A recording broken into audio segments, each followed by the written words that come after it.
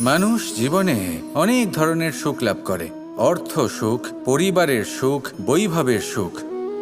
কিন্তু এমন একটা সুখ আছে যা বেশিরভাগ মানুষকে প্রভাবিত করে, কিন্তু সেই সুখ তাদের কোনো প্রয়োজনই নেই। সেটা হলো পরনিন্দা সুখ। অর্থাৎ এমন কোনো ব্যক্তিকে নিয়ে নিন্দা করা, তার প্রতি অনুচিত শব্দ প্রয়োগ করা, কারণ সেই ব্যক্তিকে আপনি পছন্দ করেন না। আর এমন অনেক মানুষ আছেন যারা এই কাজ করে খুব আনন্দ লাভ করেন, যেটা করা উচিত নয়।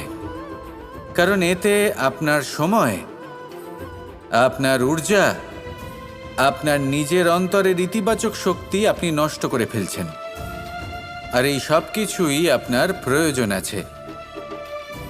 যাদেরকে আপনার পছন্দ নয় সেই ব্যক্তির বিষয়ে কথাই বলবেন না। সেই সব ব্যক্তির দিকে